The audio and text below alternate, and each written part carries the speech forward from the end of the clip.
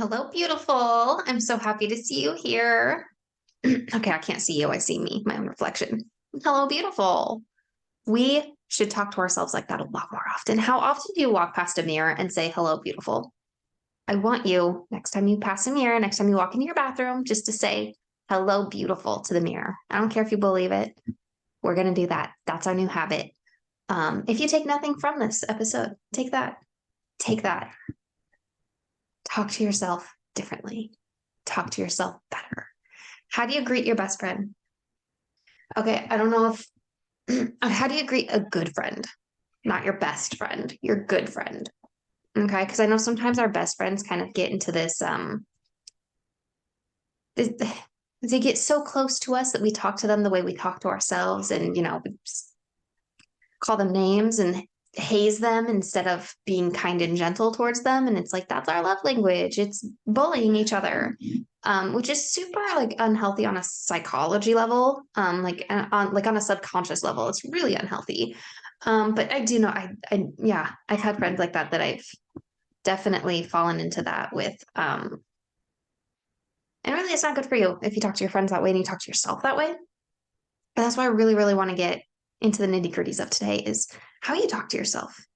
And not just like the thoughts you allow, but are you your own best cheerleader? Or are you like constantly sabotaging yourself? Like, oh, I don't believe in you. I really don't believe in you. You're ugly, you're fat. I don't believe in you. You're never going to achieve your dreams. What is the voice that you are contributing in your head? I'm not talking about the negative, like intrusive thoughts that come in and they're just like, you're worthless, because you couldn't get dinner made at 6 p.m. tonight and, it was chicken nuggets and whatever. Like, not that voice that's constantly like nagging at you that you have to slam the door on, the thoughts you have to allow to come through, the thoughts you have to like provide evidence against. I'm not talking like negative thoughts. I'm talking the voice that you actually contribute, like your conscious reaction to perceived failures. Um, that's what I want us to think about today a little bit. How can you be a better friend to yourself? How do you greet yourself when you walk by the mirror? That's a good place to start. And I'm not here to say like you have to think that you're the most beautiful person in the world. You have to absolutely love the exact size of your body right now. You can't go changing yourself. Don't dye your hair. Don't I'm not here for that. But what I'm here to say is any change you make to your body, yourself, inside or outside, needs to come from a place of love, or you're not going to get the outcome that you are looking for. It needs to come from a place of love and acceptance. Okay. So sometimes I really feel like we get caught up in thinking, like, how can I be better? How can I do better? It's like a survival instinct trying to constantly kind of progress and do things better and notice when something went wrong so that we don't end up dead over it. It's survival, it's lizard brain. Um, and that's okay that that's there, but I think we need to be really conscious of it and we need to know when to silence it because as a human race, we are no longer in survival mode. We are beyond an industrial age and this is the future. Um, survival is more or less pretty easy for us these days compared to when your caveman brain was developed and said we need to do everything possible to not get eaten by wild beasts. We've got a lot of precautions for that now. We have a lot of safety warnings, a lot of, infrastructure in place to keep us from being eaten by wild beasts. So in your day to day trying to achieve of goals and whatnot, we don't really need to lean into that survival part of our brain. It's time to grow the part of our brain that wants to thrive and discover and invent and be creative and find actual peace and joy in life. You hear me? Okay. So that voice, I feel like right? Like in the personal development realm of things, you start to get this idea of I'm progressing and I'm getting better. But then I think that kind of survival brain kind of comes out and is like, oh, You didn't progress well enough here. You didn't achieve this goal you had. And then it starts to, spin out of control with the fight or flight. And it's like, it's not that big of a deal. You forgot to drink lemon water before your coffee today. You forgot to eat food until 2 p.m. Like, you're living off of coffee. You didn't get enough sleep, all these types of things. Like, it's not that big of a deal that, you quote unquote failed that today. Start again tomorrow. It's fine. Come at it from a place of love and grace, not a place of like discipline and self hate and like, I have to change or I'm never going to love myself. Because if you don't love yourself now and then you change into who you think you want to be, you're still not going to love yourself because who you are is someone who doesn't love yourself. What needs to change first is how you talk to yourself, how you treat yourself, how you love yourself. Then everything else becomes easier, becomes a piece of cake. Like, seriously, it's kind of like when you're a child and your parents want to ask you to do something. If you have like a really authoritative parent who's like forcing you to clean your room and it's a really toxic environment and it feels bad and you don't want to do it, like, it makes it harder to do it because now you have all these emotions that are like, I just don't even want to do it. This sucks. I hate this. And you're all negative. But if you have a parent that comes in and they like lovingly help, or, they offer a reward for when it's clean, they remind you how good it feels to have it clean. It really boosts the mentality of, yeah, I do want to do this. Or even if you have a boss, if you have a boss that you're happy to please, like, yes, I want to do this project for you, boss, because you're always so appreciative when I do it, versus a boss who's like, I expect you to do what I tell you to do and is mean about it. It's like, even if the compensation is exactly the same, the attitude of who's asking you to do something really impacts how well you're going to do it. It's the same with yourself. When you tell yourself to do something, the attitude of the order is going to affect your ability to show up for yourself and how excited you are to show up for yourself. And see, this is something I had to learn when I lived in my old house and I didn't like the house. The place was a mess. I knew that if I took the mentality I had when I lived there from about 3 years ago and moved that here to this perfect dream house, I would have been the same person who's constantly finding faults around me. I would still be the same person who hates my home, even though I'm in a new, better home. I knew I had to change the way I view my home before I got in the home that I wanted. All right. I learned to love the home that needed a lot of work. And now I'm in my dream home and I love it even more. Right. Because I learned how to be someone who loves the home that I'm in. Right. It's something that I think we really get caught up in when we're trying to progress and get better with that need to improve. And we have failed deadlines and incomplete goals. All right. What I think we need to do is love ourselves completely where we are if we ever want to find peace and happiness. Because here's the thing, you cannot be at war with yourself if you want peace. You have to be at peace with yourself first. It's self-love, self-compassion, self-grace that is going to allow you to have love and compassion and grace for others and your home and your car and your job and the whole world as it is, even though it feels like it's crumbling and it's terrifying sometimes. Love, grace, compassion. These are the building blocks to peace, joy, happiness. They really are. All right. And sometimes I feel like we try to come at things so hard and so aggressively that we forget that, it is the meek who will inherit. We have to come at it from a place of peace. Otherwise, when you get the goal you want, you're still not at peace because that's your habit. All right. Happiness is a habit. Peace is a habit. If you're not in the habit of choosing peace, choosing happiness, when you get what you want, you're still going to be at conflict and unhappy and wanting more. This is just how it goes. Okay. So what makes a good friend. How can you be a good friend to yourself? All right. So think of when you're showing up for yourself every day, when you're talking about things in your life, in your head, how would a good friend talk to you? How would a good friend say it to you? How would you treat a good friend? All right. If you're walking through your house and you're just kind of mentally ripping it apart, finding all the negative thoughts, that's being a really crappy friend to yourself, especially when it's not something that can be easily fixed. Okay. Here's one really good rule of thumb for like common decency and etiquette. It is if someone cannot fix something in 30 seconds or less, you do not tell them about it. Right. So, like, this is something I've heard a lot of people teach their children, like going out in public. If someone can't fix something in less than 30 seconds, we don't tell them about it, like,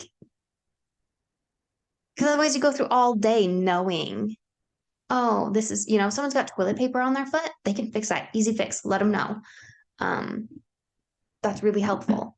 If someone's got a crooked tooth, that's a lot more than a 30-second fix. Do not point out someone's physical flaw that they cannot easily fix, Yeah. So do that to yourself. If you're in someone's house and your paint doesn't match on these two walls, not a great thing to point out. They didn't notice, they didn't notice. It's not going to hurt anything. Yeah, if there's something that's like a danger, you should probably let them know. But a lot of things, it's like you don't point out that the number of dishes in their sink. Like you don't do that. How are you going to treat yourself? How are you going to talk to yourself? Like you're not going to walk into your friend's room. This room should really be vacuumed. If you're not going to pick up the vacuum and do it yourself, don't point it out. Do that in your own head. If you're not going to take care of it, 2-minute rule, if you're not going to take care of it right now, just don't even think about it. You can put it on a secret master to-do list on your phone that you're going to look at later when you have time and energy to do it, but you don't have to go around picking apart every single thing in your house as you're just going through your daily life.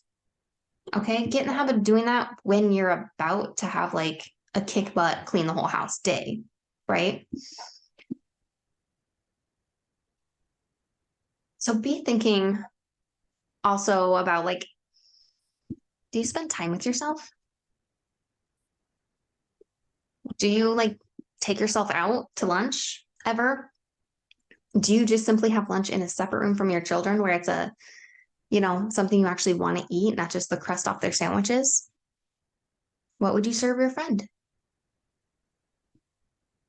Do you give yourself attention and time? Do you talk kindly to yourself when you see yourself in the mirror? Do you give yourself compliments? Because you really should. You're getting dressed in the morning, pick out a shirt you like. Wow, I really love this shirt. This is a really great shirt. I'm so glad I bought this shirt. Boost fill that cup of good things that you hear saying good things to yourself. Fill your compliment cup because your brain on autopilot is going to fill up the negative cup on its own. You don't need to go looking for things that are wrong. Your brain will find those on their own. Your survival brain will find the errors, the downfalls, and all those things by itself. What you need to do, what your job is to use your energy to create positivity in your own brain. Don't be, your toxic version. Be your best version. So how are you currently treating yourself? And how would you ideally treat yourself? Think of those two things, how you currently, go ahead and journal on them, jot them down. All right, I've got 3 questions for you, 3 really good ones, okay? 1, how are you currently treating yourself? Write it down, be in detail, put it on a scale of 1 to 10. And how would you ideally treat yourself? Write it down, journal it out, bullet points, scale of 1 to 10, whatever feels right for you. But think about those 2. And then I want you to think about the gap in between them. What is the difference between these 2?